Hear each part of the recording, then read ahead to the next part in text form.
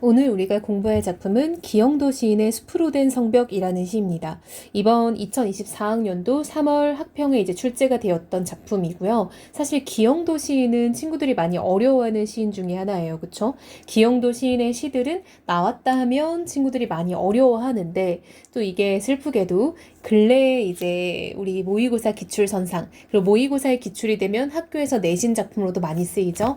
에서는 굉장히 많이 출제가 되고 있는 작가다 보니까 시인이다 보니까 우리 친구들이 익숙해져야 될 그런 시인이라고 생각합니다. 그래서 일단 기영도 시인의 시인 숲으로 된 성벽을 한번 오늘 읽어보고 해석을 해봅시다. 자, 여러분 영상을 보기 전에는 언제나 본인이 스스로 읽어보고 어느 정도 접근을 해본 다음에 쌤의 해석을 듣는 게 도움이 많이 된다라고 얘기를 했었죠. 자, 우리 한번 가봅시다.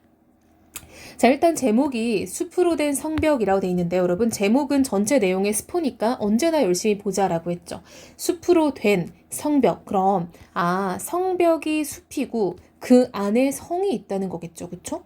그럼 뭔가 좀 이미지로 따지면은 이렇게 나무들이 나무 같나요? 그쵸? 이렇게 쌓여있는 그 숲 안에는 어떤 성이 있다 이런 느낌으로 지금 표현이 되어 있는 것 같아요. 자, 과연 무슨 내용을 얘기하는지 본격적으로 읽으면서 우리 좀 더 체크해 봅시다. 저녁 노을이 지면 여러분 지금 시간적 배경은 저녁이네요. 신들의 상점엔 하나둘 불이 켜지고 농부들은 작은 당나귀들과 함께 성 안으로 사라지는 것이었다. 자, 여러분 시가 시작하자마자 굉장히 묘한 분위기가 있죠. 어떤 부분이? 바로 이 부분이죠. 신들의 상점. 여러분 신이라는 존재가 우리 시에 나오는 경우가 잘 없잖아요. 즉 신이라는 어떤 환상적인 소재를 통해서 환상적인 분위기를 지금 만들어주고 있다라는 걸 알 수 있겠죠. 근데 여러분 실제로 신들의 상점이 존재하는 건 아니잖아. 그럼 이거는 과연 뭘까라고 해석을 해보면 저녁 노을이 지면 신들은 보통 어디 있어? 하늘나라에 있다라고 묘사가 많이 되죠. 우리 친구들 어렸을 때 그리스 로마 신화 같은 거 보면 늘 어떤 막 구름 이렇게 구름 위에 이제 막 제우스 있고 막 이러잖아요. 그쵸? 그래서 이 신들의 상점이라는 거는 하늘로 지금 비유가 되지 않았을까 싶어요. 그쵸? 그래서 이 신들의 상점은 하늘. 근데 거기에는 하나둘 불이 켜졌다라는 거는 별이 지금 떴다라고 느낌을 보면 좋을 것 같아. 농부들은 작은 장나귀들과 함께 성 안으로 사라지더래요. 성벽은 울창한 숲으로 된 것이어서 여러분 이게 바로 우리 제목의 의미가 지금 내용에서 드러났죠. 누구나 사원을 통과하는 구름. 여러분 이 사는요 절사자예요. 그쵸? 그래서 어떤 종교적인 공간 이런 느낌인 거죠. 그런 구름 혹은 조용한 곤기들이 되지 않으면 한 걸음도 들어갈 수 없었대요. 즉 구름이거나 공기처럼 매우 조용한 속성을 가지거나 어떤 조금 가벼운 속성을 가진 게 아니라면 그곳은 갈 수가 없었다라고 지금 되어 있죠. 즉 구름과 공기들은 이 성을 갈 수 있는, 즉 성에 통과할 수 있는, 문법적으로 안 맞죠? 성에 들어갈 수 있는 이라고 표현하겠다. 어떤 존재들로 표현이 되어 있네요. 그럼 내가 지금 긍정적으로 묘사하는 그곳에 갈 수 있는 존재니까 구름이나 공기들도 긍정적 대상이라 볼 수 있겠죠. 어느 골동품 상인이 그 숲을 찾아와 몇 개의 큰 나무들을 베어버리고 그 성을 들어갔대요. 여러분 나무는 그 성을 지키고 있는 성벽 같은 거였잖아. 근데 이 나무들을 잘라냈다라는 점에서 골동품 상인은 굉장히 지금 부정적인 존재라고 볼 수 있겠죠. 이 존재는 그 성을 파괴하는 자라고 볼 수 있겠죠. 근데 그곳에는 아무것도 없었대요. 즉, 이 사람은 아무것도 볼 수 없었고요. 그가 본 것은 쓰러진 나무들 뿐이었고, 잠시 후 그는 그 공터를 떠났대요. 즉, 그렇게 인위적으로 그곳을 들어가려고 억지로 들어간 사람은 아무것도 발견할 수 없었다라는 거죠. 자, 여러분, 우리 여기를 보니까 지금 그가 본 것은 하고 바로 이어지는 게 사실 좀 맞는데, 일부러 행을 갈았죠. 이런 걸 우리가 행간, 걸침, 행가리라고 표현할 수 있어요. 이러면 여러분 어떤 효과가 생기냐? 봐봐. 원래대로 그가 본 것은 하고 바로 뒤에 이어지면 빠르게 읽게 되죠. 근데 다음 줄로 넘어가게 되니까 좀 더 느리게 읽게 되는 효과가 있겠죠. 즉, 좀 더 느리게 읽는다라는 거는 이 두 줄에 좀 더 머물게 된다라는 거죠.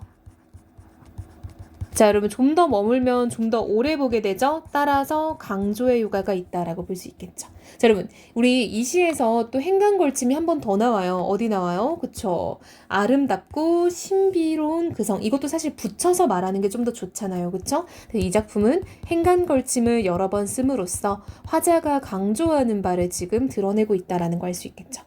농부들은 아직도 그 평화로운 성에 살고 있대요. 자, 여러분 골동품 상인이 몇 개 나무를 베어냈지만 평화로운 성은 사라지지 않았어. 물론 그 작은 당나귀들 역시라고 해서 여러분 지금 끝맺음을 서술어로 끝맺지 않고 부사로 끝맺고 있어요. 그쵸? 부사로 시를 종결함으로써 뭔가 더 이어질 것 같은 그런 느낌이 주죠. 여운이 형성된다라는 거 알 수 있겠죠. 자, 여러분 여기서 말하고자 하는 건 뭐냐? 우리가 놓치고 살고 있는 어떤 세상이 있는 거죠. 그 세상은 지금 성으로 대표가 되고 있어요. 그쵸? 이 성으로 대표된 곳에는 농부나 작은 당나귀 같은 뭔가 욕심 없는 소박한 존재들만 사는 곳인 거죠. 즉 성은요, 소박하고 욕심 없는 존재들이 살아가는 공간으로 묘사가 되어 있는 거예요. 근데 이곳을 욕심냈던 그 골동품 상인, 즉 파괴하는 자, 이 사람은 욕심이 많은 자라고 할 수 있겠죠. 여러분 골동품 상인이라고 표현한 이유가 뭘까? 골동품, 무언가를 사 모으는 사람인 거죠. 즉 무언가를 사서 모은다라는 점에서 여러분 사고 파는 거 어떤 물질 문명을 대표하는 사람으로 설정이 된 것 같아요. 그렇죠? 그래서 물질 문명을 대표하는 사람이 그 숲을 파괴해봤지만 달라진 건 없었다. 즉 이런 순수한 어떤 공간을 물질 문명이 탐욕스럽게 욕심을 냈지만 그 공간은 파괴할 수 없더라 라는 점에서 여러분 시 하나가 연계가 돼요. 자, 박남수라는 시에 새일이라는 연작시가 있어요. 그래서 이 새에서도 뭔가 어떤 순수한 가치를 파괴하는 물질 문명이 등장하는데 결국 그 새의 순수함은 파괴되지 않는다라는 내용이 있거든요. 그래서 이걸 우리가 연계해서 읽으면 좋을 것 같아요. 그래서 이 작품은 조금 물질 문명이 파괴하는 어떤 순수한 공간에 대해서 좀 이야기를 하고 있다라고 볼 수 있을 것 같아요. 자, 우리 좀 정리를 해봅시다. 자, 이 시는요, 어떤 순수한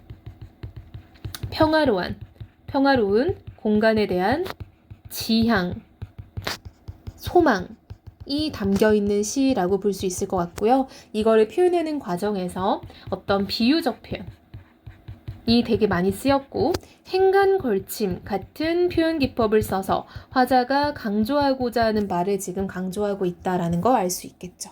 그래서 여러분 좀 이건 낯선 시가 맞아요. 그쵸? 쌤도 이번 모의고사 기출 처음 봤단 말이죠. 하지만 좀 하나둘 시어를 잡아 나가면은 충분히 또 해석을 접근할 수 있으니까 친구들이 이것도 잘 정리를 해놓으면 좋을 것 같아요. 늘 말하지만 완벽하게 해석하려고 하지 말고 여기서 긍정적으로 여기는 것과 부정적으로 여기는 걸 좀 골라보면 좋을 것 같아요. 그쵸?